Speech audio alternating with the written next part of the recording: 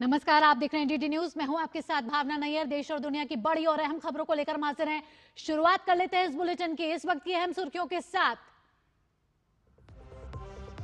प्रधानमंत्री नरेंद्र मोदी आज आंध्र प्रदेश के दौरे पर। कुरनूल में 13,430 करोड़ रुपए की विकास परियोजनाओं की करेंगे शुरुआत। श्रीशैलम में श्री भ्रामरांबा मल्लिकार्जुन स्वामी वर्ला देवस्थानम में करेंगे दर्शन पूजन।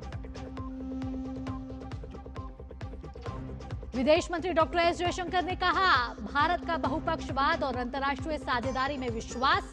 संयुक्त राष्ट्र सैन्य योगदान देने वाले देशों के सम्मेलन में विदेश मंत्री ने ग्लोबल साउथ का भी किया जिक्र।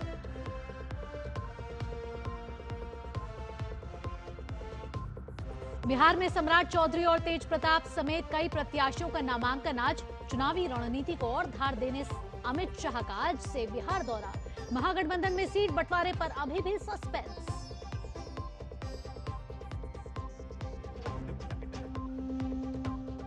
गुजरात में कल होगा मंत्रिमंडल का विस्तार। सुबह 11:30 बजे गांधीनगर के महात्मा मंदिर में राज्यपाल दिलाएंगे नए मंत्रियों को शपथ।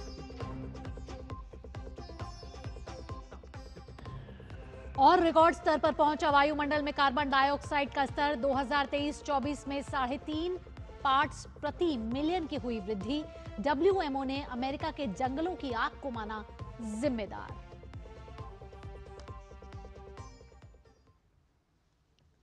और अब खबरें विस्तार से। प्रधानमंत्री नरेंद्र मोदी आज आंध्र प्रदेश के दौरे पर हैं, जहां वो सबसे पहले श्रीशैलम में श्री भ्रामरांबा मल्लिकार्जुन स्वामी वर्ला देवस्थानम में पूजा और दर्शन करेंगे। इसके बाद प्रधानमंत्री श्री शिवाजी स्फूर्ति केंद्र भी जाएंगे।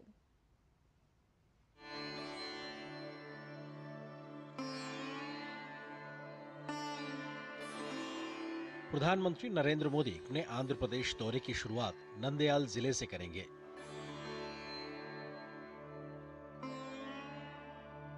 पीएम श्री भ्रामरांबा मल्लिकार्जुन स्वामी वर्ला देवस्थानम में दर्शन और पूजा अर्चना करेंगे।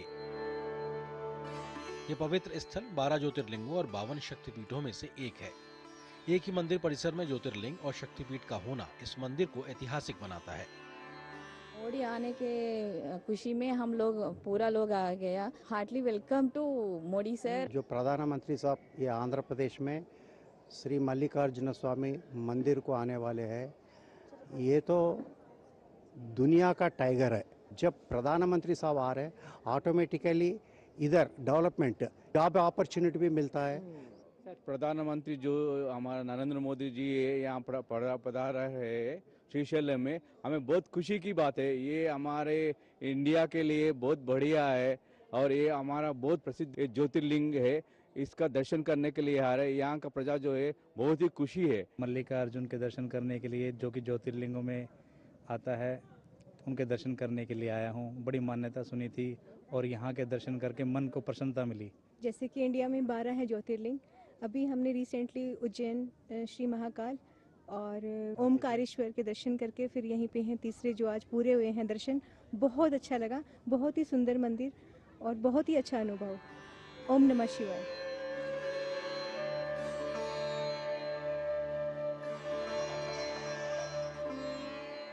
Both Shaktipeeth and Jyotirlinga situated in one prakara. So second Jyotirlinga and sixth Shaktipeeth.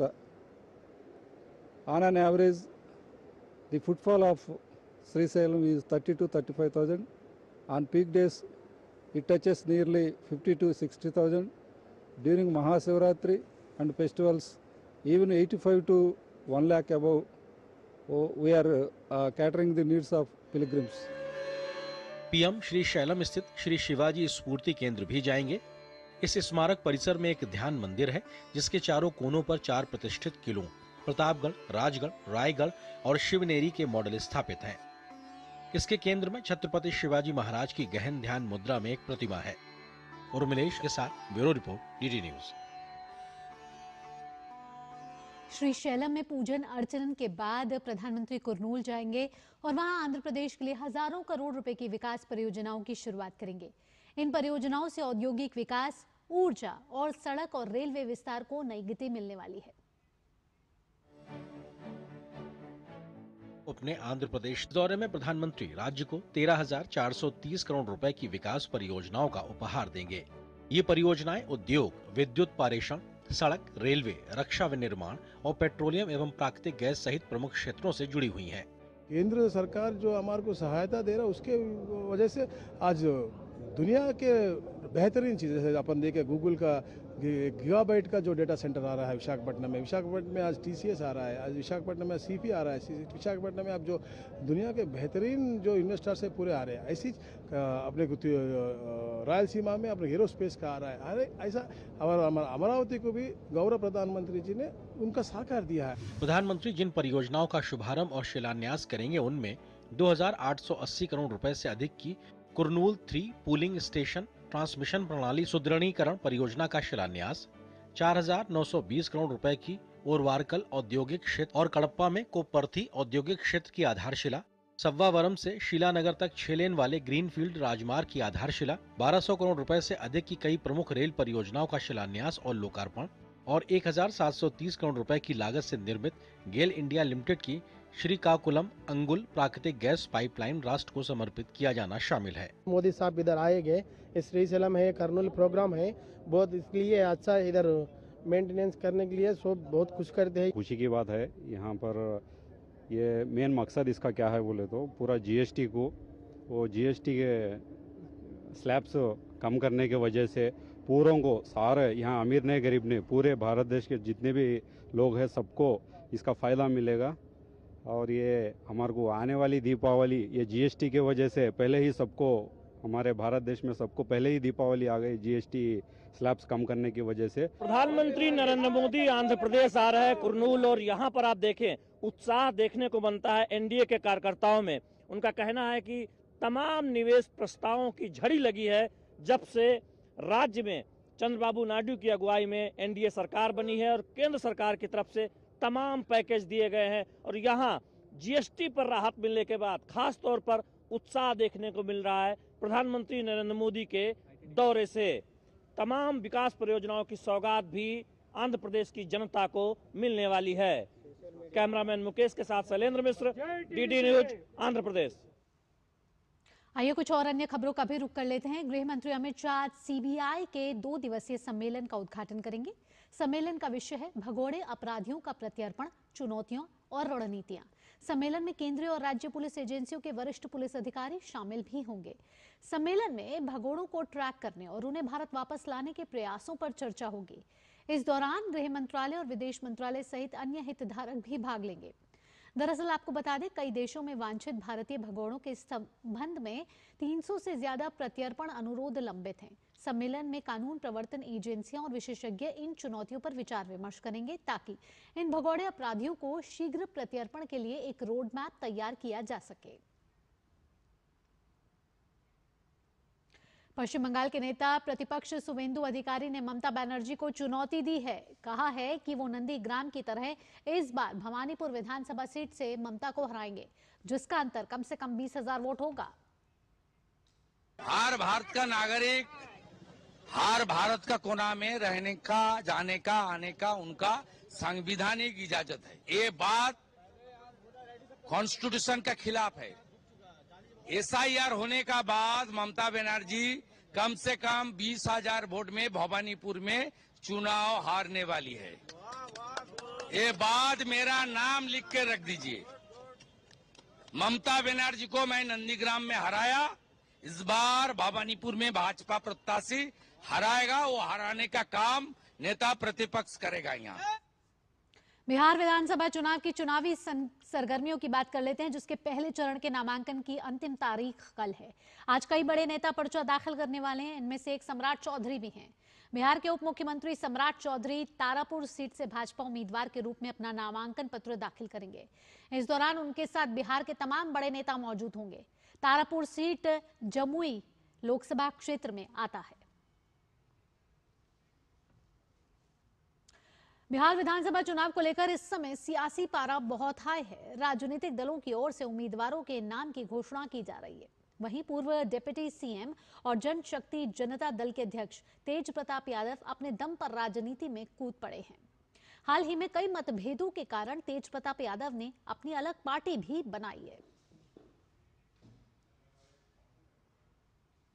एक तरफ जहां एनडीए दमखम के साथ चुनाव मैदान में डटी हुई है, तो वहीं महागठबंधन की बात करें, यहां सीट शेयरिंग का मसला उलझा हुआ नजर आ रहा है। जबकि कल नामांकन भरने की आखिरी तारीख है। विरोधी खेमे में की ये हालत देखकर बीजेपी भी चुटकी लेती हुई नजर आ रही है। बिहार में बीजेपी के अध्यक्ष दिलीप जायसवाल ने कहा है कि महागठबंधन का सिर्फ टव्वल जनता समझ रही है, जबकि एनडीए 2/3 बहुमत से सरकार बनाने जा रही है। एनडीए गठबंधन इतने पारदर्शिता के साथ और मजबूती के साथ आगे बढ़ रहा है, मतदाता इस बात को समझ रही है कि जिसका शुरुआत अच्छा है वही अच्छा कर सकता है।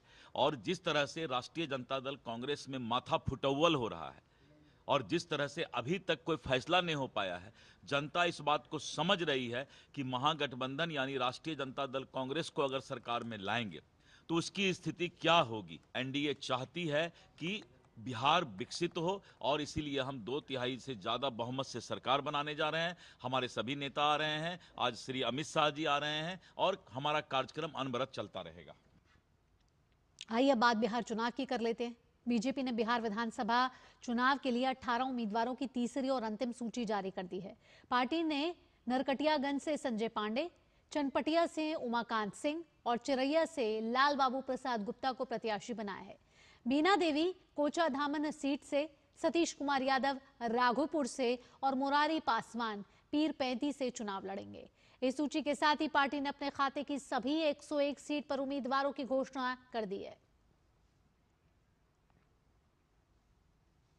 वहीं एनडीए के सहयोगी दल राष्ट्रीय लोक मोर्चा के भी 4 उम्मीदवारों के नाम सामने आ चुके हैं। समझौते के तहत कुशवाहा की पार्टी को 6 सीट मिली है। फिलहाल बाजपट्टी और पारू विधानसभा खाली रखी गई है। खास बात यह है कि सासाराम से कुशवाहा की पत्नी स्नेहलता चुनाव लड़ने वाली हैं। मधुबनी से माधव आनंद और उजियारपुर से प्रशांत कुमार पंकज को टिकट मिला है। दिनारा सीट से आलोक कुमार सिंह को पार्टी ने अपना प्रत्याशी बनाया है। इससे पहले कल उपेंद्र कुशवाहा ने गृह मंत्री अमित शाह से अपनी कुछ बातों को लेकर मुलाकात भी की। इसके साथ ही दिल्ली से पटना पहुंचते ही उन्होंने 4 प्रत्याशियों के नामों की घोषणा कर दी। ये बात हुई एनडीए गठबंधन की। आइए अब बात कर लेते हैं महागठबंधन की, जहां अभी तक सीट बंटवारे को लेकर कहीं ना कहीं कश्मकश चल रही है, जबकि नामांकन भरने का कल आखिरी दिन है। आरजेडी और कांग्रेस के बीच सीटों की संख्या को लेकर असमंजस की स्थिति कायम है। इस बीच वक्त गुजरता हुआ दिखता हुआ नजर आ रहा है और कांग्रेस ने सीईसी की बैठक में तय उम्मीदवारों को पार्टी का सिंबल दे दिया है, जो अब चुनाव लड़ेंगे। दरअसल कांग्रेस चुनाव समिति की दिल्ली में 2 दिनों की मशक्कत के बाद प्रदेश कांग्रेस अध्यक्ष राजेश राम, विधानमंडल दल के नेता डॉक्टर शकील अहमद खान और प्रभारी कृष्णा अल्लावरू के साथ कल शाम पटना पहुंचे। पटना एयरपोर्ट से सभी नेता सीधा डॉक्टर शकील अहमद खान के सरकारी आवास में बनाए हुए वॉर रूम में इकट्ठा हुए, जहां कांग्रेस प्रत्याशियों को बारी बारी से बुलाया गया और पार्टी का सिंबल दिया गया। बता दें कि बिक्रम सीट से अनिल कुमार, वैशाली से संजीव सिंह, रीगा से अमित कुमार टुन्ना और फुलपरास से सुबोध मंडल को उम्मीदवार बनाया गया है। बिहार विधानसभा चुनाव को लेकर इस समय सरगर्मियां तेज हैं। राजनीतिक दलों ने पूरी ताकत झोंक रखी है। वहीं यूपी के सीएम योगी आदित्यनाथ भी आज चुनावी सभा को संबोधित करने के लिए बिहार दौरे पर हैं। इस दौरान सीएम योगी आदित्यनाथ ने सोशल मीडिया पर पोस्ट करते हुए कहा कि माता जानकी की पावन भूमि और भगवान बुद्ध की ज्ञान भूमि बिहार में आज दानापुर और सहरसा की जनता जनार्दन के बीच जाकर संवाद करने का अवसर मिलेगा। यही लोकतंत्र की सबसे बड़ी शक्ति है। बिहार की विकास यात्रा को और अधिक गति, गरिमा और गौरव देने के लिए डबल इंजन की सरकार सतत आगे बढ़ती रहेगी। और इस वक्त एक बड़ी खबर आ रही है। भारत के ऊर्जा स्रोतों से जुड़ी टिप्पणियों पर विदेश मंत्रालय का जवाब आया है। विदेश मंत्रालय ने भारत के ऊर्जा स्रोतों पर जवाब दिया है, जिसमें कहा गया है कि भारत तेल और गैस का एक महत्वपूर्ण आयातक है। साथ ही विदेश मंत्रालय ने स्पष्ट किया है कि भारतीय उपभोक्ताओं के हितों की रक्षा करना भारत सरकार की प्राथमिकता है, विदेश मंत्रालय की प्राथमिकता है। साथ ही आयात नीति को लेकर विदेश मंत्रालय ने कहा है कि देश की आयात नीति इसी उद्देश्य से ही निर्देशित है। इसके साथ विदेश मंत्रालय की तरफ से जो टिप्पणी आई है, उसमें यह कहा गया है कि हमारी ऊर्जा नीति के दोहरे लक्ष्य स्थिर हैं, जिसमें ऊर्जा मूल्य, सुरक्षित आपूर्ति सुनिश्चित करने का लक्ष्य रखा गया है। इसके साथ विदेश मंत्रालय ये भी अपनी स्टेटमेंट में कह रहा है कि ऊर्जा स्रोतों का व्यापक आधार और बाजार की स्थितियों के अनुरूप ये नीति चल रही है। इसके साथ विदेश मंत्रालय ने कहा है कि कई वर्षों से अपनी ऊर्जा खरीद का विस्तार करने के लिए प्रयासरत है। भारत लगातार प्रयास कर रहा है और अगर पिछले दशक की बात की जाए तो ऊर्जा क्षेत्र की खरीद में लगातार बढ़ोतरी हुई है, लगातार प्रगति हुई है। इस समय फोन लाइन पे हमारे संवाददाता अखिलेश सुमन जुड़ गए हैं। अखिलेश, विदेश मंत्रालय की टिप्पणी जो ऊर्जा स्रोतों को लेकर आई है कितनी महत्वपूर्ण है और किसको लेकर ये टिप्पणी विदेश मंत्रालय कर रहा है? देखिए, निश्चित तौर पे ये बहुत ही ऐसे समय में आई है जब खास करके अमेरिका और आज यूनाइटेड किंगडम ने भी, यूरोप के कुछ देश भी लगातार ये बोलते रहते हैं कि भारत जो है वो रूस से तेल का आयात बंद करे, क्योंकि उनका ये कहना है कि रूस इस निर्यात के माध्यम से कुछ ऐसे पैसे इकट्ठा कर रहा है ताकि उसको युद्ध में मदद मिलती है। लेकिन मामला ये नहीं है। मामला ये है कि भारत अपनी ऊर्जा जरूरतें, 1.4 बिलियन प्लस पॉपुलेशन है भारत का, और भारत तेजी से विकसित होता हुआ देश है और रूस यूक्रेन की लड़ाई से भारत का कोई संबंध नहीं है। और भारत लगातार इस बात की कोशिश करता है कि अपने नागरिकों की जो ऊर्जा जरूरतें हैं, अपने जो इंडस्ट्रीज है उनकी जो ऊर्जा जरूरतें हैं, उन ऊर्जा जरूरतों को पूरा किया जाए। और ऐसे में भारत की लगातार कोशिश रहती है कि ऊर्जा जहां से आयात हो सकते हैं वो एक डाइवर्सिफाई स्रोत हो, बहुत स्रोतों से आए, ताकि अगर एक स्रोत बंद होता है तो दूसरे स्रोत पर कोई खतरा नहीं है, वहां से आपूर्ति होती रहे। और इसी नीति के तहत भारत दुनिया के कई देशों से अपनी ऊर्जा जरूरतें पूरी करता है, जिसमें कि एक रूस भी है। हम सऊदी अरब से लेते हैं, हम यूनाइटेड अरब अमीरात से लेते हैं, हम गल्फ के कई देशों से लेते हैं, कई अन्य, यहाँ तक कि अमेरिका से भी शेल गैस लिया जाता है, अमेरिका से भी तेल लेने की बात लगातार चल रही है। तो भारत अपने बुके में चाहता है कि सभी महत्वपूर्ण जो ऊर्जा के निर्यातक देश हैं उनसे लिया जाए ताकि मोनोपोली कोई क्रिएट नहीं हो। लेकिन लगातार अमेरिका के राष्ट्रपति की तरफ से ऐसे ऐसे बयान आते हैं जिन बयानों से लगता है कि भारत को कुछ चीज थोपने की कोशिश करते हैं, और इसीलिए विदेश मंत्रालय का ये बयान आया है और उन्होंने साफ साफ कहा है कि भारत अपनी ऊर्जा जरूरतों के लिए जो भी जरूरी होती है वो काम करता है। परिप्रेक्ष्य में देखा जाना चाहिए। और दूसरा यह भी देखा जाना चाहिए कि ब्रिटेन ने भी आज भारत की एक कंपनी पे जो कि रूस से तेल आपूर्ति कराती है, उसका संशोधन करती है, उस पर भी प्रतिबंध लगाने की घोषणा की है।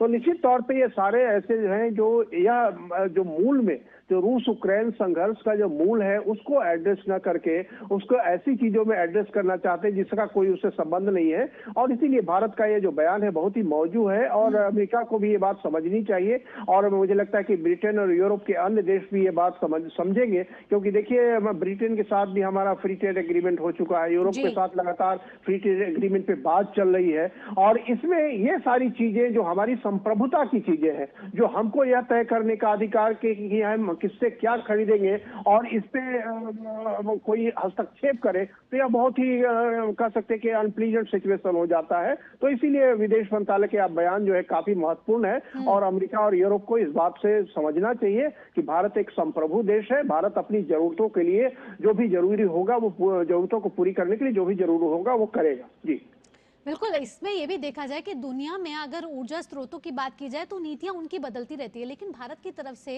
विदेश मंत्रालय की तरफ से जो टिप्पणी आई है उसमें साफ है कि भारत अपनी ऊर्जा नीति को लेकर स्पष्ट है और राष्ट्रीय हित सबसे पहले सर्वोपरि है। फिर अमेरिका की बात भी उन्होंने की है और उसमें कहा है कि जिस तरीके से अमेरिका से ऊर्जा स्रोतों को लेकर जो बातचीत है वो लगातार आगे बढ़ रही है और प्रगति पर है। हाँ, निश्चित तौर पर जैसा कि मैंने आपको कहा कि भारत ने पहले भी अमेरिका का एक समय बहुत जोर था कि शेल गैस वो उत्पादन करता है, शेल गैस खरीदे। भारत ने कोशिश की शेल गैस खरीदने की, लेकिन वो अमेरिका के लिए बहुत फिजूल नहीं हो पाया, शेल गैस इतना महंगा था। इसलिए एफोर्डेबल जो क्लॉज है कि एफोर्डेबिलिटी होनी चाहिए कि इतना महंगा ना हो ताकि हम उसके खरीद ही न पाए। तो इसलिए अमेरिका को अपनी अगर ऊर्जा आपूर्ति करना चाहता है तो भारत की तरफ से उसका स्वागत होगा, लेकिन निश्चित तौर पर वो कितना हमारे लिए खरीदने योग्य होगा होगा, क्योंकि मान लो कि अगर कहीं से हमको सस्ता तेल मिलता है, सस्ते गैस मिलते हैं और उसकी तुलना में अमेरिका का तेल और गैस बहुत महंगे होंगे तो हमारे लिए खरीदना बहुत ही कठिन हो जाएगा भारत जैसे देशों के लिए। तो निश्चित तौर पे अमेरिका को अपने उत्पादन पे ध्यान देना चाहिए और अपने जो उत्पादन की जो लागत है उस पर ध्यान देना चाहिए, और भारत को कभी भी कोई परेशानी नहीं होगी कि वो अमेरिका से तेल या गैस ना खरीदे। इसलिए विदेश मंत्रालय साफ साफ कहा है कि उस पर बात चल रही है और वो बात प्रोग्रेस में है, और इस पर अगर कोई निर्णय भारत और अमेरिका किसी निष्कर्ष पर आएंगे तो निश्चित तौर पे अमेरिका से तेल या गैस खरीदने में भारत को कोई परेशानी नहीं होगी। जी, ऊर्जा स्रोतों से जुड़ी हुई जो भी जानकारी थी जो विदेश मंत्रालय से मांगी गई थी वो विदेश मंत्रालय ने अपनी स्टेटमेंट में दे दी है कि भारत राष्ट्रीय हितों को लेकर लगातार दूसरे देशों से भी बात कर रहा है और कैसे जो इंपोर्ट करना है उसके लिए भारत राष्ट्रीय हितों को सबसे ऊपर रख रहा है। अमेरिका से भी बातचीत लगातार आगे बढ़ रही है। फिलहाल अखिलेश, तमाम जानकारियों के साथ आपका बहुत बहुत धन्यवाद। रुकेंगे एक छोटे से ब्रेक के लिए, यहाँ पर जल्द हाजिर होंगे। कभी नाच गाना और बेहतरीन खाना, कभी सास बहू की नोक-झोंक में स्वाद का मुस्कुराना, कभी रिश्तों में मुस्कुराहट और स्वाद भरना। असली मसालों का उपहार MDH बनाए खास हर त्योहार, क्योंकि हर रिश्ता है स्वाद से जुड़ा। आइए मनाए खुशियों की दीपावली MDH मसालों वाली। मेरी पसंद, मेरी पसंद, मेरी पसंद, मेरी पसंद, हमारी पसंद, हम सबकी पसंद। मजबूत देश का मजबूत सरिया हो गया स्टील। कभी नाच गाना और बेहतरीन खाना, कभी सास बहू की नोक-झोंक में स्वाद का मुस्कुराना, कभी रिश्तों में मुस्कुराहट और स्वाद भरना। असली मसालों का उपहार MDH बनाए खास हर त्योहार, क्योंकि हर रिश्ता है स्वाद से जुड़ा। आइए मनाए खुशियों की दीपावली MDH मसालों वाली। ब्रेक के बाद आपका स्वागत है। दिवाली नजदीक है तो चलिए बात कर लेते हैं GST बचत उत्सव की।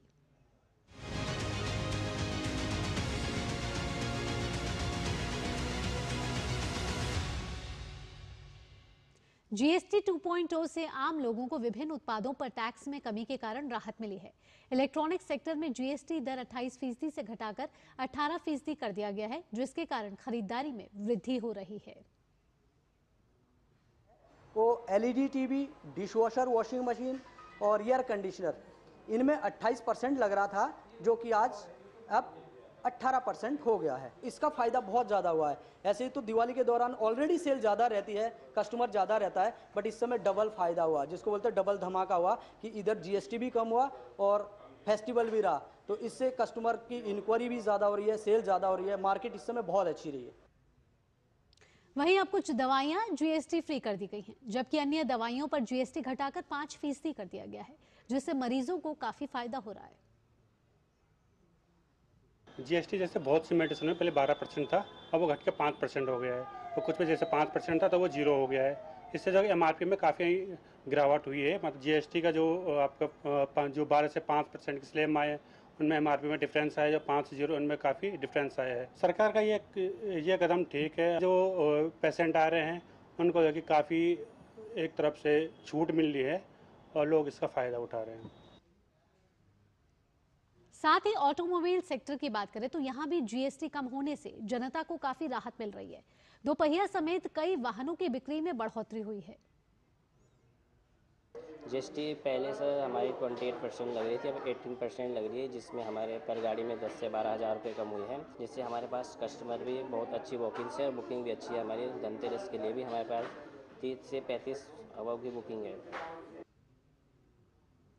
केंद्र सरकार द्वारा किए गए GST सुधार की वजह से इंश्योरेंस पर लगने वाले GST भी काफी कम हुए हैं।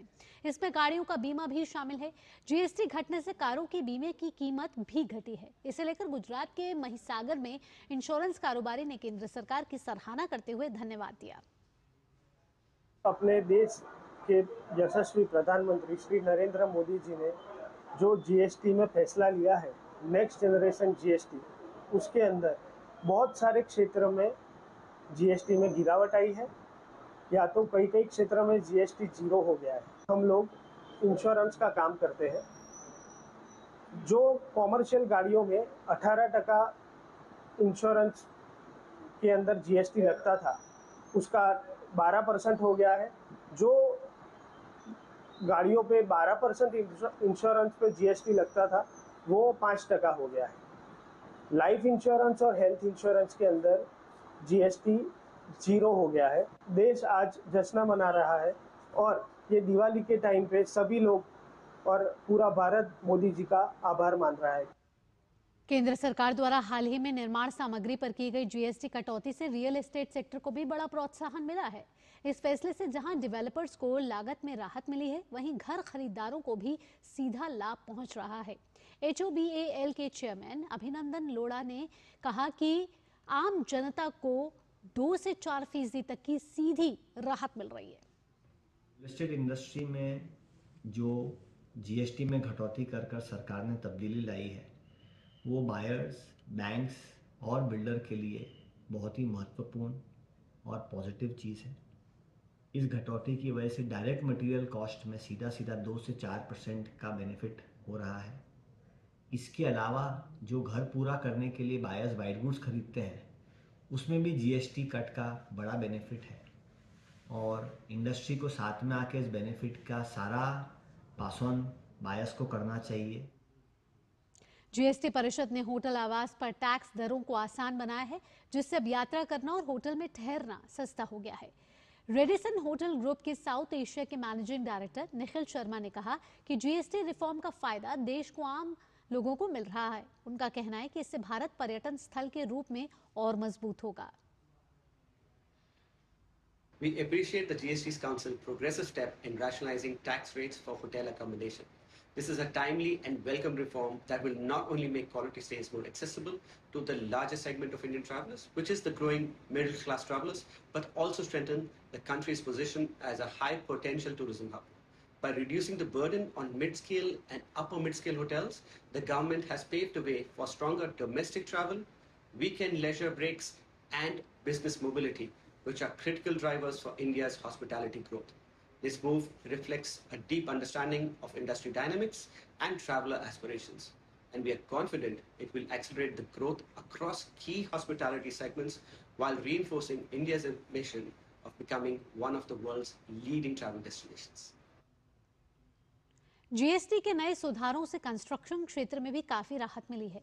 निर्माण सामग्री के दाम कम होने से आम जनता के साथ साथ कंस्ट्रक्शन के व्यवसाय से जुड़े लोगों को भी काफी लाभ हुआ है। जो जीएसटी में अभी कटौती करी है वो ऑल ओवर सब बिजनेस में फायदा हुआ है। ऑटोमोबाइल्स में भी, ऑटो पार्ट्स में भी, कार्स में भी, सभी में फायदा हुआ है। जैसे उसको गिनते हैं तो सब वाया करके रियल एस्टेट में बेनिफिट मिलता ही है। और जैसे रियल एस्टेट की डायरेक्ट बात करें तो उसमें रॉ मटेरियल में, सीमेंट में, टाइल्स में वो जीएसटी की बहुत कटौती हुई है। तो उस रेट के हिसाब से रॉ मटेरियल में जितना फायदा हो रहा है वो डायरेक्ट कस्टमर को ही फायदा जा रहा है। जो सीमेंट का रेट था आज तक उस पर 28% जीएसटी लग रहा था, वो घटा के अभी 18 हो गया है। सीमेंट सबसे ज्यादा यूज होने वाली चीज है कंस्ट्रक्शन में। पुल बनाया, ब्रिज का काम हो, बिल्डिंग का काम हो, तमाम काम में सबसे ज्यादा यूज होने वाली चीज है। जिसका रेट घटने से कंस्ट्रक्शन रेट में भी उसका असर देखने अपने को मिलेगी। मैं सीमेंट के व्यापार के साथ जुड़ा हूँ, तो पर्टिकुलर सीमेंट की बात करूँ तो 28% से सीधा 18% हो गया, तो बड़ा इम्पैक्ट आया।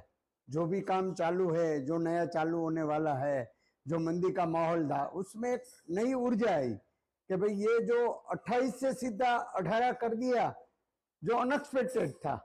और इसके कारण जो लो बजट के जो मकान बन रहे हैं उसमें बहुत बेनिफिट होगा और सारी इंडस्ट्रीज एकदम तेजी में आएगी, ऐसा अभी का माहौल लगता है। भावनगर बिल्डर एसोसिएशन के सेक्रेटरी सचिन पाठक ने भी केंद्र सरकार के इस फैसले पर खुशी जाहिर की है और जीएसटी में इस कटौती को हर किसी के हित में बताया है। हमारे कंस्ट्रक्शन सेक्टर में भी पूरा जो भी हमारा सर्विसेज और मटेरियल है वो 2 स्लैब में बांटा गया है, 5% और 18%। हमारे लिए जो सबसे फ़ायदे की बात है वो सीमेंट में जो 28% जीएसटी था वो 28 से घटकर 18 हो गया है। तो ये 10% reduction on cement is going to benefit real estate in a very major way. हमको लगता है कि 2 से 3% उसका पूरे कंस्ट्रक्शन कॉस्ट में रिडक्शन आना चाहिए। उसके अलावा कुछ पत्थर है जो हमारी रेती है उसमें भी जीएसटी का रिडक्शन हुआ है, जो भी कंस्ट्रक्शन कॉस्ट में रिडक्शन ला सकता है। जीएसटी 2.0 सुधारों ने एमएसएमई क्षेत्र में नई ऊर्जा भरी है। कर दरों में कटौती से उत्पादन लागत घटेगी, मार्जिन सुधरेगा और प्रतिस्पर्धा क्षमता बढ़ी है। उत्पादों को नए स्लैब में लाने से छोटे उद्योगों को सीधा लाभ हुआ है। इन सुधारों से एमएसएमई क्षेत्र को आत्मनिर्भरता, रोजगार सृजन और निर्यात बढ़ाने में मदद मिल रही है। एमएसएमई क्षेत्र से जुड़े हुए उद्योगों के कच्चे माल के दाम कम होने से व्यवसाय से जुड़े लोगों को भी काफी लाभ हुआ है। The recent changes and reforms in the GST factor has given a very positive impact on the MSME sector, especially for people who are procuring a lot of raw materials. The reduced GST has helped the incurring the lower cost of production and also increased buying potential. As the GST has gone down, the consumers there is increasing the buying mode, which increases the business to the MSME, and also it's also formalizing the tax factor. Cement से लेकर marble और wooden flooring तक कई निर्माण सामग्रियों पर tax दरें घटाई गई हैं। ओमैक्स लिमिटेड के वित्त एवं लेखा विभाग के अध्यक्ष मनोज कुमार दुआ ने इस कदम के लिए प्रधानमंत्री मोदी को धन्यवाद दिया है। जीएसटी के अंदर जो श्री नरेंद्र मोदी जी ने टैक्स के रेट कम किए हैं, इसका पूरा भरपूर बेनिफिट पूरी आम जनता को मिल रहा है। रियल एस्टेट के लिए अगर मैं स्पेसिफिकली बात करूं तो रियल एस्टेट में भी काफ़ी बेनिफिट दिया गया है प्रधानमंत्री के द्वारा। जैसे कि सीमेंट के रेट जो है पहले 28% थे, उसको कम करके 18% कर दिया गया है। उसकी वजह से हर सीमेंट कंपनी ने कम से कम 30 से 40 रुपए का अमाउंट कम कर दिया है, जिसका सीधा बेनिफिट जो है आम जनता को मिलेगा ताकि उनकी कंस्ट्रक्शन कॉस्ट कम हो सके। इसी तरीके से जो बाकी के रियल एस्टेट कंस्ट्रक्शन के इनपुट्स हैं, जैसे ग्रेनाइट, मार्बल, वुडन फ्लोरिंग और अपने बैम्बू फ्लोरिंग्स, इन सब के रेट भी 12% से 5% कर दिए गए हैं। इसका भी सीधा बेनिफिट जो है हमारी आम जनता को मिलेगा और इसकी वजह से कंस्ट्रक्शन कॉस्ट हमारी बहुत कम हो जाएगी। जीवन रक्षक दवाओं पर जीएसटी को खत्म कर दिया गया है, जबकि अन्य दवाओं, आयुर्वेदिक उत्पादों और चिकित्सा उपकरणों पर कर 12% से घटाकर 5% कर दिया गया है। डॉक्टर्स के मुताबिक इससे दवाओं और चिकित्सा उत्पादों की लागत में कमी आई है और उपचार ज्यादा सुलभ हो गया है।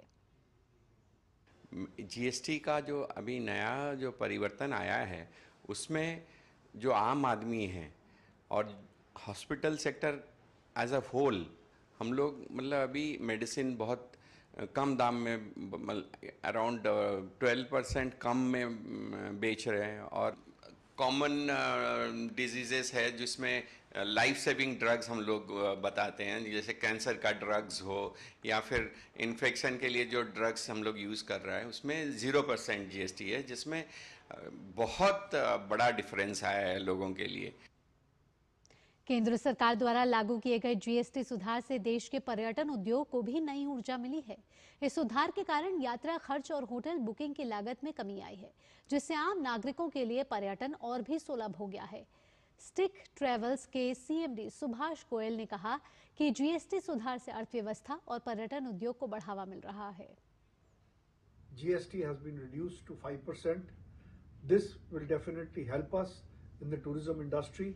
It will make India product a little cheaper, and we are quite confident that this step is going to boost the economy, and tourism industry is one industry which is the largest employment generator, and we can fulfill Prime Minister's vision of making India one of the best tourism destination in the whole world.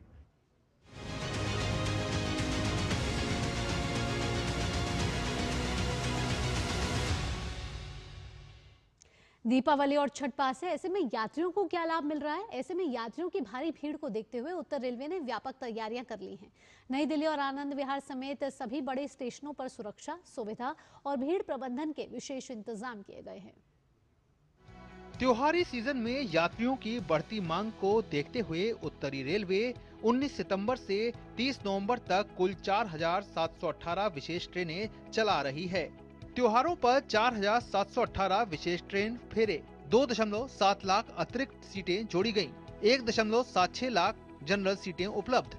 अधिकतम ट्रेनें दिल्ली और लखनऊ के root पर। नई Delhi station पर 6000 यात्रियों का holding area, RO पानी, शौचालय, पंखे और मोबाइल चार्जिंग की व्यवस्था। 21 टिकट काउंटर, 25 ऑटोमेटिक टिकट मशीनें और मोबाइल टिकटिंग के जरिए 22 सहायक लगाए गए हैं। सुरक्षा के लिए दिल्ली क्षेत्र के प्रमुख स्टेशनों पर 2100 से अधिक आरपीएफ और आरपीएसएफ कर्मियों की तैनाती की गई है। भीड़ की निगरानी के लिए एआई कैमरे और सीसीटीवी सिस्टम लगाए गए हैं। साथ ही दिल्ली, नई दिल्ली, हजरत निजामुद्दीन, आनंद विहार और गाजियाबाद में 15 से 28 तारीख तक रेलवे ने प्लेटफॉर्म टिकट की बिक्री पर भी रोक लगा दी है। जो भी हमारे पास पूरे नॉर्दर्न रीजन में लोग काम करते हैं, पूर्वांचल क्षेत्र से, जो उड़ीसा, बिहार, झारखंड, बंगाल, नॉर्थ ईस्टर्न से, क्योंकि दिवाली प्लस छठ का कंबाइंड पीरियड एक ऐसा हो जाता है कि लोगों को छुट्टी मिल जाती है। उस पीरियड में लोग अपना प्लान कर लेते हैं साल भर पहले, और उसमें वो लोग जाने की उनकी इच्छा रहती है। तो हम लोग की कोशिश ये है कि हम लोग ज़्यादा से ज़्यादा लोगों को सुविधा के साथ में उनके घरों तक पहुंचा पाएँ। तो करीब 900 ट्रिप हम लोग एक्स्ट्रा चला रहे हैं ट्रेन की लास्ट ईयर के मुकाबले में इस पीरियड में। उसके अलावा जो हमारी 23 रेगुलर ट्रेनें बढ़ गई हैं लास्ट ईयर से। फेस्टिवल सीजन में यात्रियों को उनके गंतव्य तक सुरक्षित और आरामदायक सफर देने के लिए रेलवे ने अपनी तैयारी लगभग 1 महीने पहले से शुरू कर दी थी, जिसका असर अब दिखने भी लगा है। पीक टाइम में जहां लोगों को टिकट मिल रहे हैं, वहीं स्टेशन पर पूरी तरह सुरक्षा के इंतजाम भी नजर आ रहे हैं। निशांत राय की रिपोर्ट, डीडी न्यूज, दिल्ली।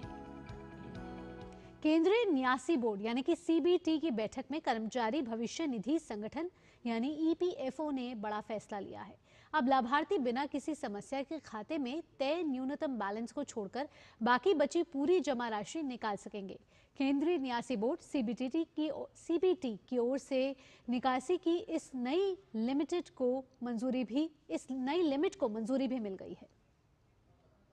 कोई भी लाभार्थी कभी भी उसका पैसा उठाना चाहे तो तुरंत ही 75% तक पैसा उठा सकता है, ताकि अलग अलग कागजात में उसका समय ना हो, और बाकी बचा 25% पैसा उसकी जॉब पूरी होने से, यानी कि ये पैसा भी वो 1 साल में उठा सकता है। यानी कि किसी की भी जॉब नहीं रहेगी तो उसको 100% पैसा उठाने का संपूर्ण अधिकार है। वक्त एक छोटे से ब्रेक का है। खबरें और भी हैं, जुड़े रहिए डीडी न्यूज के साथ। कभी नाच गाना और बेहतरीन खाना, कभी सास बहू की नोक-झोंक में स्वाद का मुस्कुराना, कभी रिश्तों में मुस्कुराहट और स्वाद भरना। असली मसालों का उपहार MDH बनाए खास हर त्योहार, क्योंकि हर रिश्ता है स्वाद से जुड़ा। आइए मनाए खुशियों की दीपावली MDH मसालों वाली। जब धरती चीर कर निकलता है लोहे का पत्थर और मिलता है मोंगिया के जोश से, फिर तपता है, पिघलता है और बनता है फौलाद। अब होता है सरिया सारी खूबियों के साथ। मोंगिया स्टील, मजबूत देश का मजबूत सरिया। ब्रेक के बाद आपका स्वागत है। विदेश मंत्री डॉक्टर एस जयशंकर ने संयुक्त राष्ट्र सैन्य योगदान देने वाले देशों UNTCC के प्रमुखों के साथ सम्मेलन में कहा कि भारतीय शांति सैनिक दुनिया में शांति स्थापना में अहम भूमिका निभाते हैं। उन्होंने कहा कि शांति स्थापना में तकनीक और पीस कीपिंग एक दूसरे के पूरक हैं।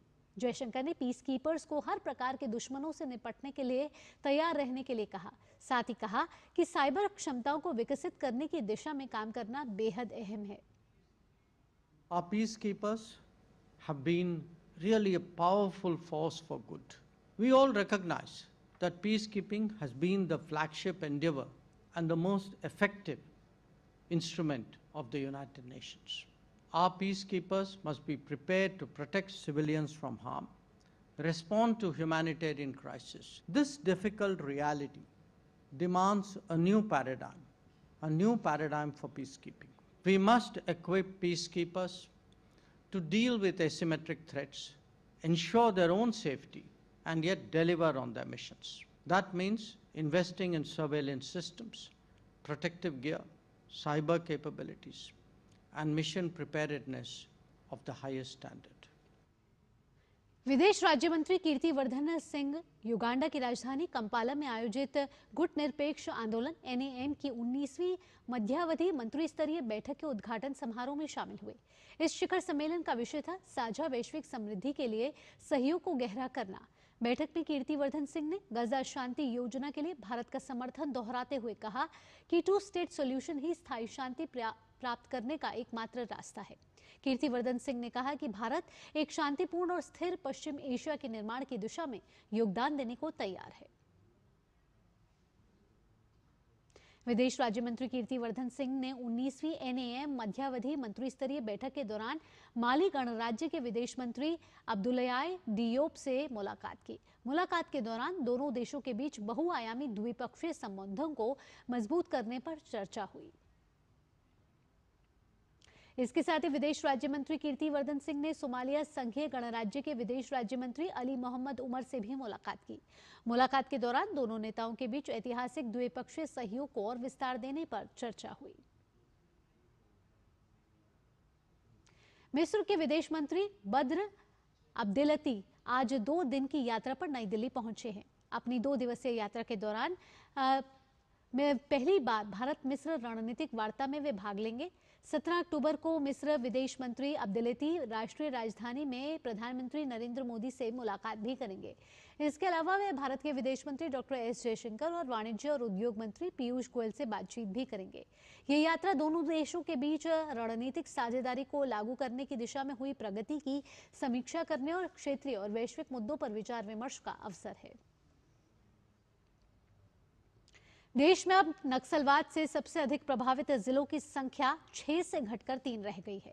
केंद्रीय गृह मंत्रालय के अनुसार छत्तीसगढ़ में अब केवल बीजापुर, सुकमा और नारायणपुर ही वामपंथी उग्रवाद से सबसे ज्यादा प्रभावित जिले हैं।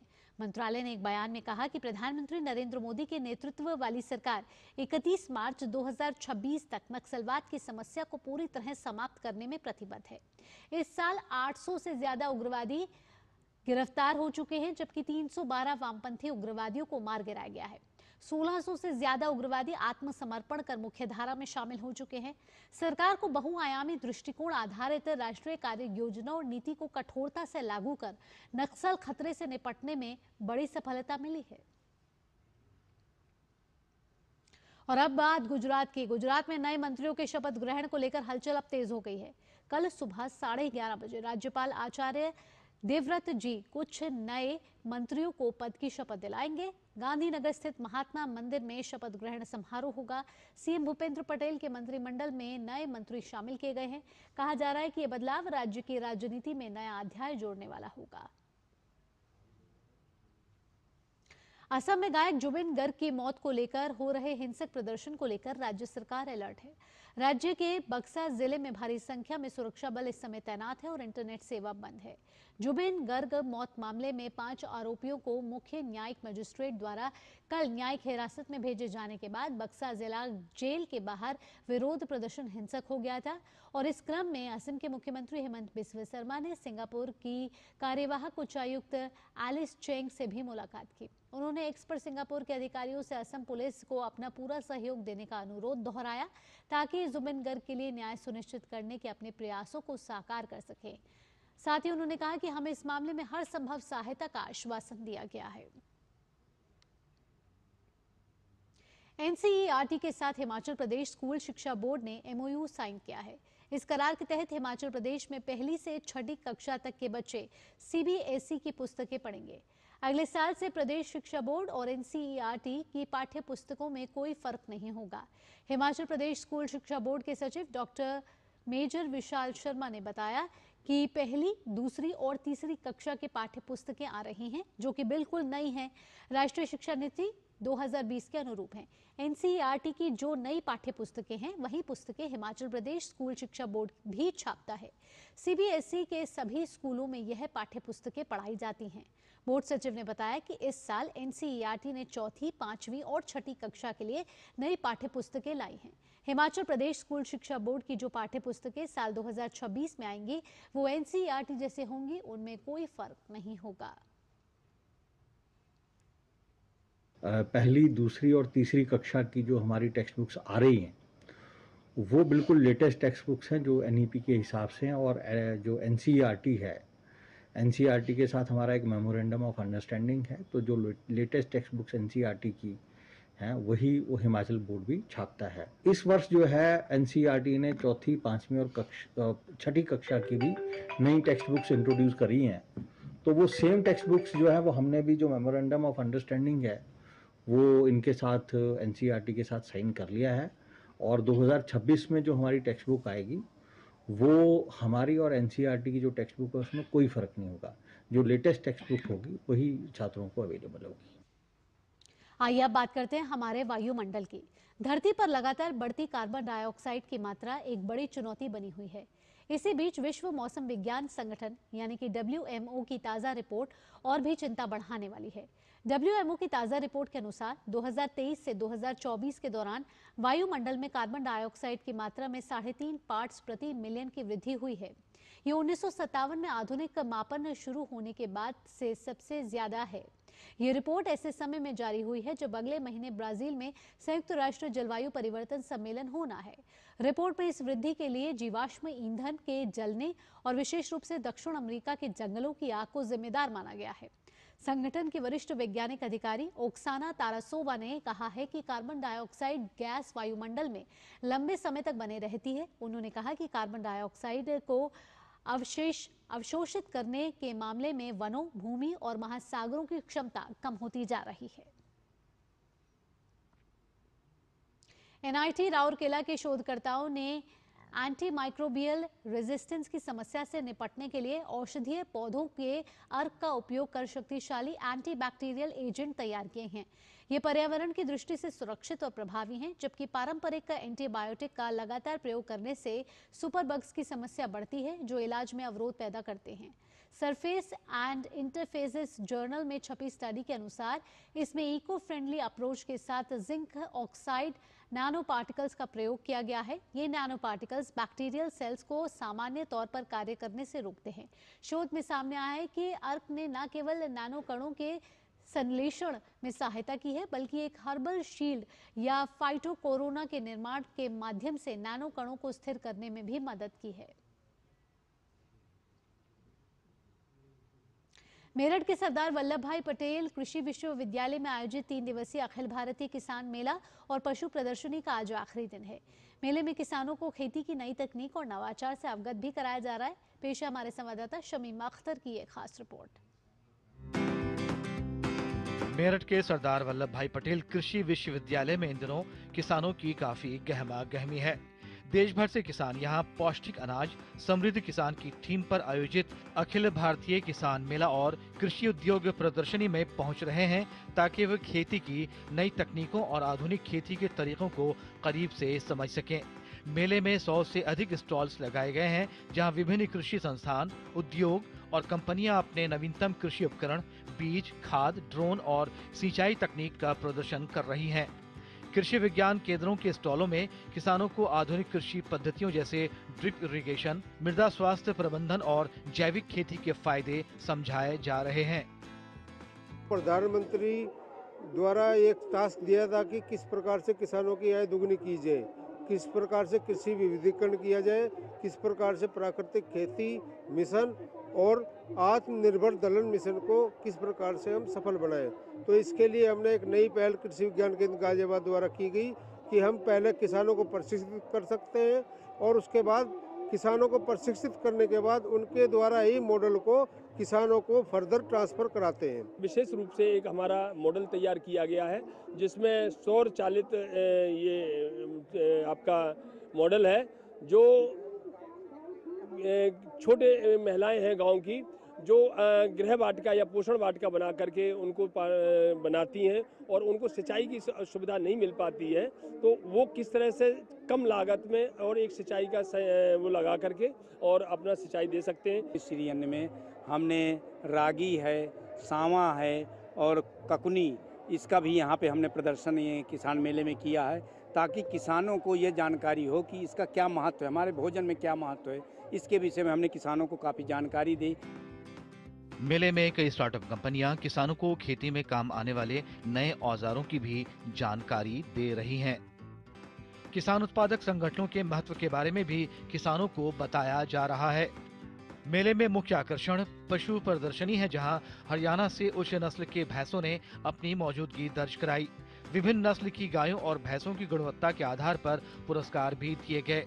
किसान मेले में फल, फूल, शाक भाजी प्रदर्शनी और प्रतियोगिता का आयोजन भी किया गया है। इसके साथ ही सांस्कृतिक कार्यक्रम भी किए जा रहे हैं। किसान मेला, कृषि प्रदर्शनी, इनका आयोजन हमारे किसान भाइयों के लिए नई तकनीक और नवाचार से जुड़ने की दिशा में एक अहम कदम है। उम्मीद की जानी चाहिए कि इस तरह की पहलें भारतीय कृषि को और सशक्त बनाएंगी। कैमरा पर्सन राजेंद्र के साथ मैं शमीम अख्तर, डीडी न्यूज़, मेरठ।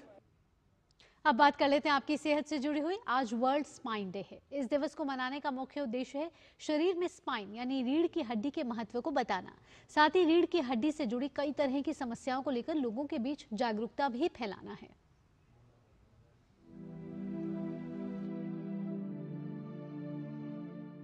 रीढ़ की समस्याएं काफी लोगों को प्रभावित करती हैं। रीढ़ हमारे शरीर का महत्वपूर्ण अंग है। रीढ़ के महत्व और इससे संबंधित बीमारियों से बचाव के विषय में जानकारी और जागरूकता बढ़ाने के उद्देश्य से हर वर्ष 16 अक्टूबर को मनाया जाता है वर्ल्ड स्पाइन डे यानी विश्व रीढ़ दिवस। स्पाइन, रीढ़ की हड्डी, ये शरीर का एक वो लचीला अंग है जो मूवमेंट में सहायता करती है। स्पाइन की सबसे कॉमन, सबसे बड़ी समस्या क्या है? Back pain. अब बैक पेन कई वजह से होती है। सबसे खास आमतौर पे बैक पेन जो होती है वो बोन पे माइक्रो क्रैक्स डेवलप हो जाते हैं। Extreme bending, extreme forward bending, extreme backward bending जब होता है तो बोन की जो झेलने की क्षमता उससे बाहर होती है ये फोर्सेस। इससे क्या होता है? माइक्रो फ्रैक्चर्स डेवलप होती है। ये माइक्रो फ्रैक्चर्स फिर बॉडी लिविंग टिश्यू है, हील भी होती रहती है, लेकिन अगर हीलिंग और टेयर में अगर बैलेंस ना हो तो क्या होता है कि टेयर का मात्रा बढ़ जाता है। धीरे धीरे धीरे जाके वो परमानेंट बैक के पेन का कारण बनता है, जिसको हम कहते हैं स्पॉन्डिलोलाइसिस। फिर स्लिप डिस्क है जो बैक पेन का, स्पाइन का ही समस्या का अंग है। थोड़े से एल्डरली लोगों के होते हैं आपके स्पाइन फ्रैक्चर्स। रीढ़ हमारे शरीर में गर्दन से लेकर कमर तक रहती है। रीढ़ vertebrae, disc, facet joints, muscles और लिगामेंट्स से बनी होती है। रीढ़ ऊपर से नीचे तक कई छोटी छोटी हड्डियों से मिलकर बनती है।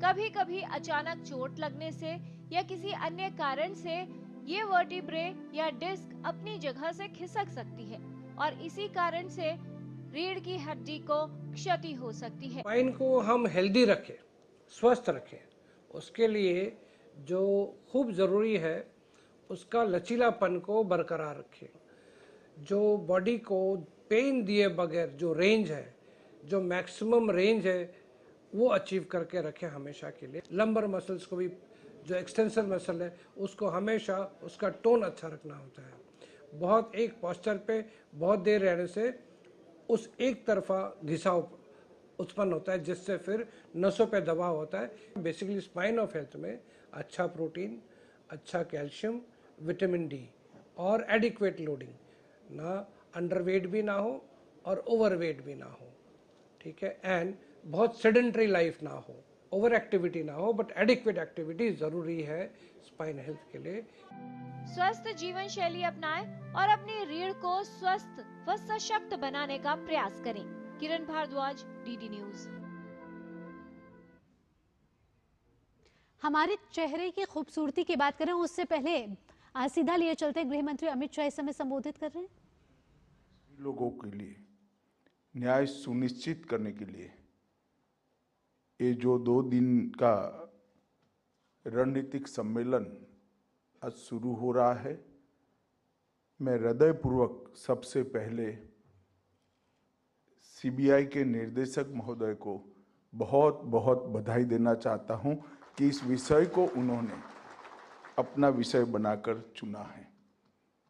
इस कार्यक्रम में मेरे साथ मंच पर उपस्थित, जिनके निमंत्रण पर मैं आज यहाँ आया हूँ, ऐसे डायरेक्टर सीबीआई श्रीमान प्रवीण सूद जी, भारत सरकार के गृह सचिव श्री गोविंद मोहन जी, तपन कुमार डेका जी, निर्देशक आसूचना ब्यूरो, विदेश सचिव महोदय श्री विक्रम मिश्री जी, और आज यहाँ पर प्रत्यार्पण के काम से जुड़े हुए सभी एजेंसी के प्रमुख अधिकारीगण, राज्य सरकार के प्रतिनिधिगण, आप सभी का मैं हृदयपूर्वक एक कार्यशाला में स्वागत करता हूं। मित्रों, लगभग 1.5 साल पहले मैंने एक विचार रखा था। विचार रखते वक्त इसका रोड मैप क्या होगा, किस प्रकार से आगे बढ़ेगा, लॉजिकल एंड तक किस प्रकार से पहुंचेगा, इसकी कोई सुनिश्चित रूपरेखा मेरे मन में भी नहीं थी। परंतु गृह मंत्रालय और विशेषकर सीबीआई ने इस विषय को बहुत अच्छे तरीके से डेवलप किया और अंततोगत्वा आज इस महत्वपूर्ण कार्यशाला का शुभारंभ होने जा रहा है। हम सब जानते हैं कि हमारा देश विश्व के फलक पर सकारात्मक आत्मविश्वास के साथ आगे बढ़ रहा है, और जब हम सकारात्मक आत्मविश्वास के साथ आगे बढ़ते हैं तब सभी प्रकार की हमारे देश की सुरक्षा के सभी आयामों को सुनिश्चित करना हम सब के लिए बहुत जरूरी है।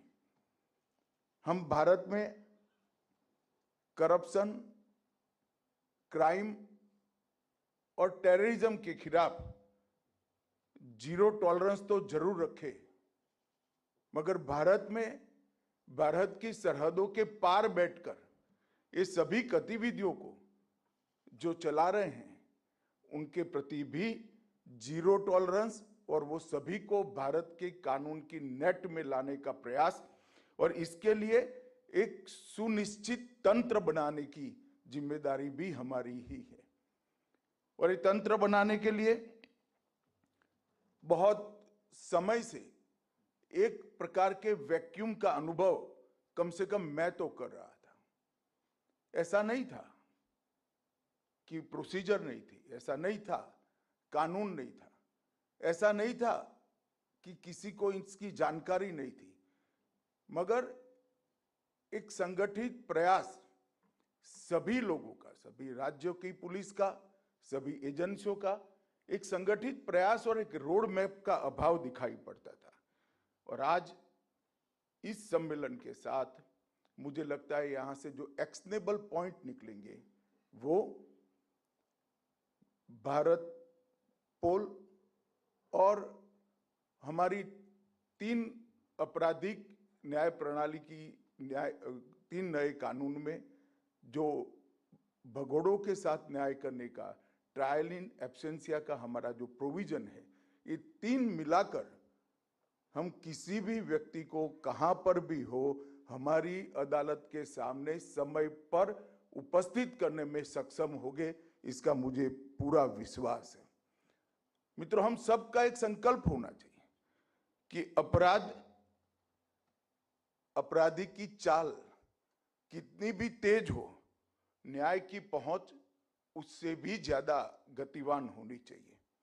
और मुझे ये कहने में कोई दिक्कत नहीं है कि मोदी जी के नेतृत्व में एक मजबूत भारत सीमाओं की सुरक्षा के साथ साथ रूल ऑफ लॉ की मजबूती सुनिश्चित करने के लिए आगे बढ़ रहा है। और आज global operation, strong coordination, smart diplomacy, ये तीनों का समन्वय ये 2 दिन की कार्यशाला में हम सुनिश्चित करने जा रहे हैं। मित्रों, आज जिस विषय पर ये 2 दिन की कार्यशाला आयोजित की गई है, ये गंभीर भी है, प्रासंगिक भी है और इस पर विचार करने की बहुत समय से जरूरियात भी थी। राष्ट्रीय सुरक्षा, देश की आर्थिक समृद्धि और एक प्रकार से नीतिगत जटिलता से हमें मुक्ति पाने के लिए इस सम्मेलन में हुई चर्चाएं और सुझाए गए उपाय बहुत लाभप्रद हो गए। 7 सत्रों में अनेक विषयों पर यहाँ पर सार्थक चर्चा होगी, जिसमें साइबर, तकनीक, वित्तीय अपराध, पैसे के स्रोत का, लेन देन का प्रवाह का पता लगाना, प्रत्यार्पण की सारी जटिल प्रक्रियाओं को सरल करना, भगोड़ों को वापस लाना, भगोड़ों के भौगोलिक ठिकानों का डेटाबेस खड़ा करना और अंतर्राष्ट्रीय पुलिस के साथ सहयोग कर इसका वो तंत्र का उपयोग भी हमें करना। ये सभी चीजों पर 2 दिन में यहाँ पर चर्चा होगी। भगोड़े अपराधियों का जो मुद्दा है वो राष्ट्र की संप्रभुता, आर्थिक स्थिरता और कानून व्यवस्था के साथ साथ देश की सुरक्षा के साथ भी जुड़ा हुआ मुद्दा है और बहुत लंबे समय के बाद आज इस पर स्ट्रक्चर्ड सोच डेवलप हो रही है। वो हम सब के लिए बहुत आनंद का विषय है। भगोड़े चाहे आर्थिक अपराधी हो, चाहे साइबर अपराधी हो, चाहे आतंकवाद में लिप्त हो, चाहे संगठित अपराधी नेटवर्क का हिस्सा हो, हरेक के लिए रूथलेस अप्रोच के साथ समयबद्ध तरीके से भारतीय न्याय व्यवस्था के सामने खड़ा करने की व्यवस्था हमने यहाँ पर सुनिश्चित करनी चाहिए। इसका समय आ गया है। किसी भी प्रकार के भगोड़ों को इसके पीछे 2 चीजों का कॉम्बिनेशन उनको पकड़ने के लिए बहुत अनिवार्य होता है, एश्योरेंस और इकोसिस्टम। एश्योरेंस ये एक प्रकार से उनके मन में एक एश्योरेंस है कि कानून के हाथ हम तक नहीं पहुंच सकते हैं। वो एश्योरेंस को खत्म करना हमारा जिम्मेदारी है और कानूनी, वित्तीय और राजनीतिक सपोर्ट जो मिलता है वो इकोसिस्टम को भी हमें समाप्त करना पड़ेगा। एक संस्थागत नेक्सस जो वो बना लेते हैं वहां जाकर हमने उसको भी समाप्त करना पड़ेगा। मित्रों, भारत की प्रत्यार्पण प्रणाली, इसमें 2 चीजों की जरूरत है, पर्पस और प्रोसेस। जहां तक उद्देश्यों का सवाल है, हमारे उद्देश्य 5 होने चाहिए। एक, न्याय की पहुंच सीमा के परे हो, वो सुनिश्चित कर लेना चाहिए। राष्ट्रीय सुरक्षा को सुदृढ़ करने के लिए कर इनकी पहचान करने की हमारी प्रणाली अत्यंत आधुनिक और सटीक करनी चाहिए। हमारी अंतर्राष्ट्रीय विश्वसनीयता कानून के प्रति, हमारी कानून और व्यवस्था के प्रति, हमारी न्यायिक व्यवस्था के प्रति अंतर्राष्ट्रीय विश्वसनीयता भी हमें बढ़ानी पड़ेगी। हमारी आर्थिक प्रणाली की रक्षा के साथ पूरी दुनिया के देशों को हमारी चिंता में सम्मिलित करना पड़ेगा और रूल ऑफ लॉ उसको वैश्विक स्वरूप से स्वीकृति दिलाने का भी हमारा पर्पस रखना पड़ेगा। और इसके लिए प्रक्रिया में अभी भी बहुत कुछ बदलाव करने की जरूरत है। इसमें संरचनात्मक सुधार करने की जरूरत है। संचार का निर्बाध प्रवाह, सीमलेस कम्युनिकेशन, रणनीतिक दृष्टिकोण, स्ट्रेटेजिक अप्रोच और संगठित निष्पादन, एक प्रकार से ये 4 प्रोसेस को सुधार कर हम इसको अचीव कर सकते हैं। कई सारे राज्यों ने भी छोटे मोटे प्रयोग किए हैं, मगर सीबीआई हमारे यहाँ प्रत्यार्पण के लिए नामित एजेंसी है। हमने सीबीआई के सहयोग से हर राज्य ने एक यूनिट अपने यहाँ खड़ा करना पड़ेगा जो राज्य में अपराध कर भागे हुए भगोड़ों को वापिस लेने की एक तंत्र की संरचना करें। होल ऑफ गवर्नमेंट अप्रोच से हमने इसको गति भी देनी पड़ेगी और कई प्रकार के बदलाव नरेंद्र मोदी जी के प्रधानमंत्री बनने के बाद हमने किए हैं। 2018 में भगोड़ा आर्थिक अपराधी अधिनियम हम लेकर आए और इसके तहत सरकार को आर्थिक भगोड़ों को भारत में स्थित संपत्तियों का जब्त करने का अधिकार भी दिया गया। लगभग 4 साल के अंदर ही हमने $2 बिलियन की रिकवरी करी है। ये बहुत बड़ी सिद्धि है, मगर उसको और तेज गति से हमें आगे बढ़ाना है। मनी लॉन्ड्रिंग के कानून को भी और ज्यादा सख्त और पुख्ता बनाया गया है और लगभग $12 बिलियन की संपत्ति एक प्रकार से 14 से 23 के बीच में अटैच करने का काम हुआ है। सीबीआई ने अंतर्राष्ट्रीय स्तर पर भगोड़ों को पकड़ने के लिए एक विशेष ग्लोबल ऑपरेशन सेंटर स्थापित किया है, जो दुनिया भर की पुलिस से रियल टाइम समन्वय स्थापित कर रहा है। साथ ही रेड नोटिस प्रकाशन, अभी आंकड़े सीबीआई डायरेक्टर ने बताए, मगर 2025 जनवरी से सितंबर तक 190 से ज्यादा रेड नोटिस इश्यू हुए हैं। वो सीबीआई की स्थापना से अब तक सबसे ज्यादा है। यही बताता है कि हम अगर व्यवस्था करते हैं तो इससे हमें बहुत फायदा होता है। ऑपरेशन त्रिशूल के तहत भी बहुत अच्छी कार्यवाही हुई और उसके नतीजे भी मिले हैं। और इसी प्रकार से भारत पोल, इसकी संरचना से हमें जब से लॉन्च हुआ तब से जनवरी 25 से अब तक बहुत अच्छे नतीजे प्राप्त हुए हैं, मगर इसका महत्तम उपयोग सभी केंद्रीय एजेंसियां तो कर ही रही है, परंतु राज्य की पुलिस भी इसका महत्वपूर्ण उपयोग करें तो मुझे लगता है कि हम हमारे उद्देश्यों की प्राप्ति में बहुत अच्छे तरीके से सफल होंगे।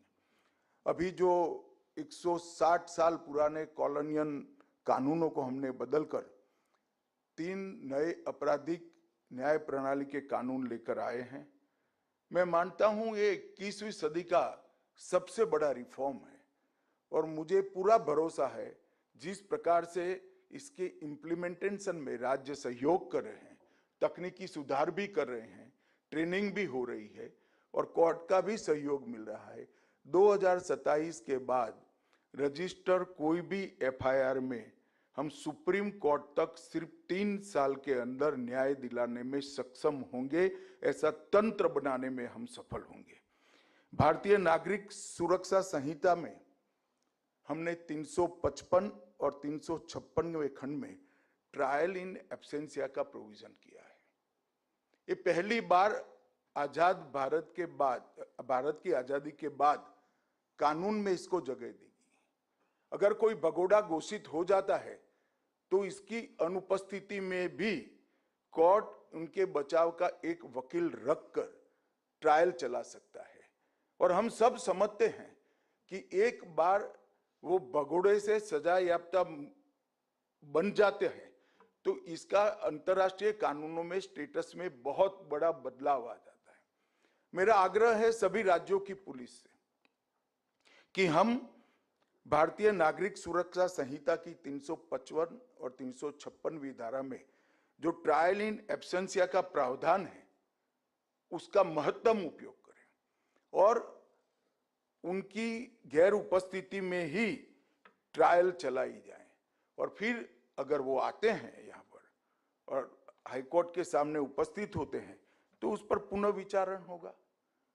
मित्रों, आज ये जो इनिशिएटिव लिया है और ये तीनों चीजें, इसमें से जो एक्शनेबल पॉइंट्स निकलेंगे वो भारत पोल और ट्रायल इन एब्सेंसिया, ये तीनों को समायोजित कर एक ऐसा तंत्र बनाने की जरूरत है जो राज्यों की पुलिस में भी हो, केंद्र की सभी एजेंसियों में भी हो और सीबीआई इसकी अधिकृत रूप से देखभाल करे।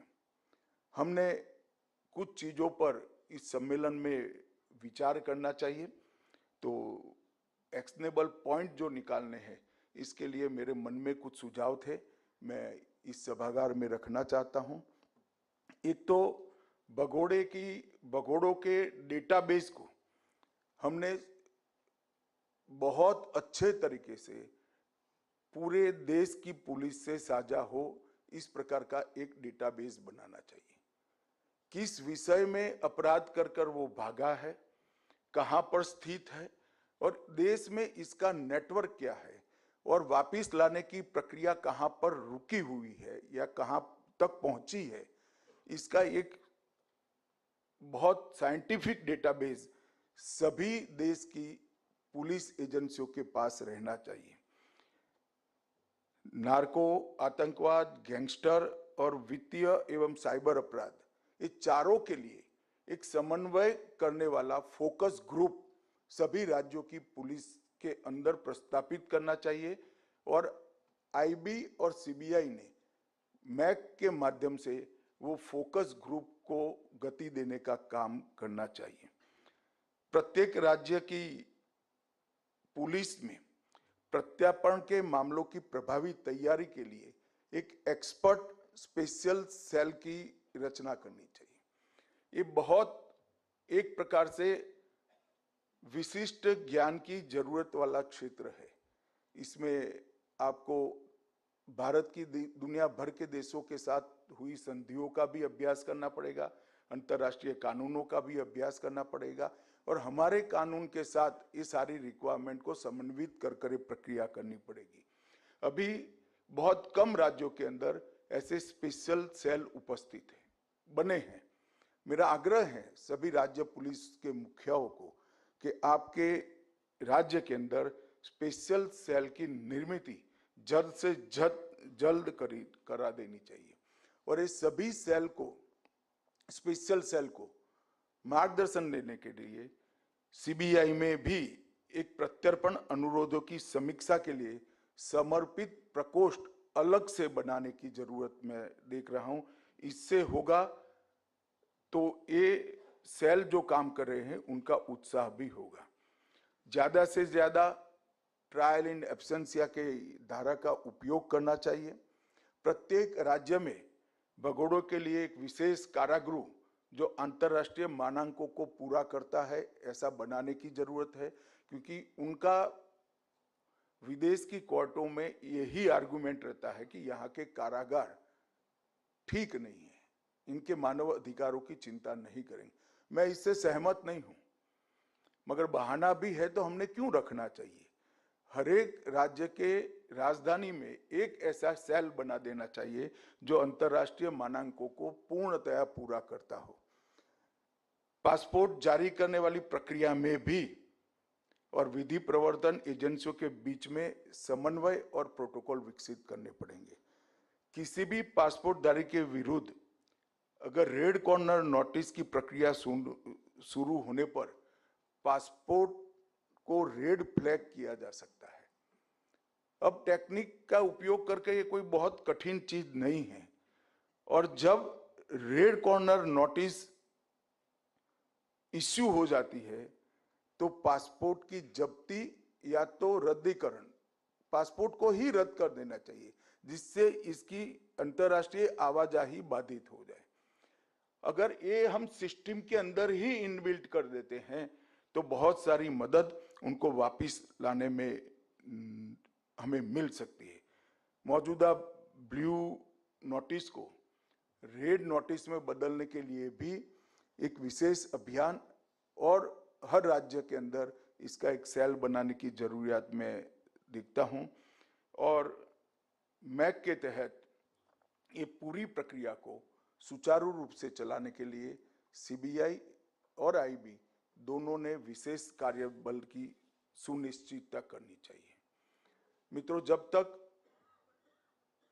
इस देश में अपराध कर भागे हुए लोग विदेश में बैठकर देश के अर्थतंत्र, हमारी संप्रभुता और हमारी सुरक्षा को नुकसान करने वालों लोगों को मन में भारतीय न्याय प्रणाली का भय हम खड़ा नहीं करते हैं, तब तक हम देश को सुरक्षित नहीं कर सकते। बहुत लंबे समय से इस दिशा में कंक्रीट काम नहीं हुआ था, ऐसा मेरा मानना है। 2025 की शुरुआत से इसकी शुरुआत हुई है। ये स्वागत योग्य कदम है और ये 2 दिन का रणनीतिक सम्मेलन, मुझे विश्वास है कि अभी भी जहां लूफोल्स पड़े हैं वो लूफोल्स को भरने का काम करेगा, हमारी सिस्टम को और मजबूत करेगा और दुनिया भर में कहीं पर भी कोई भाग कर बैठा है उसको भारत के कानून की चौखट पर लाकर खड़ा करने की सक्षमता हमारी पुलिस और देश भर की एजेंसियों में आएगी, इसका मुझे विश्वास है। मैं फिर से एक बार सीबीआई निर्देशक और उनकी पूरी टीम को मनपूर्वक बहुत बहुत साधुवाद और अभिनंदन करना चाहता हूं। आपका इनिशिएटिव आने वाले दिनों में देश की सुरक्षा को सुनिश्चित रूप से और मजबूत करेगा, ऐसा मुझे विश्वास है। वंदे मातरम। के भारत मंडपम से आप गृह मंत्री अमित शाह को सुन रहे थे, जो भगौड़े अपराधियों को लेकर सीबीआई के 2 दिवसीय सम्मेलन को संबोधित कर रहे थे। यहाँ बड़ी बातों का जिक्र गृह मंत्री अमित शाह ने किया है कि जिस तरीके से भगौड़े अपराधियों हैं उनके लिए किस तरीके का तंत्र सुनिश्चित हो, इसको लेकर बड़ी बात की और अंतर्राष्ट्रीय विश्वसनीयता कैसे बढ़े, इसको लेकर भी बड़ी बातें कही हैं। तो इसी के साथ इस बुलेटिन में इतना ही। देखते रहिए DD न्यूज़। दीजिए अनुमति, नमस्कार।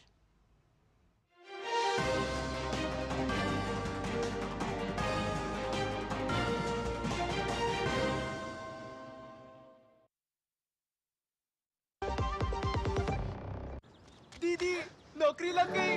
अरे वाह, बधाई हो। तो अब तो ढेर सारी शॉपिंग। हाँ दी, नया मोबाइल। अरे रुको शहजादे, सैलरी से पहले खर्चे। इंस्टेंट लोन भी तो मिलता है। पहले बजट बनाना सीखो, फिर खर्च करो।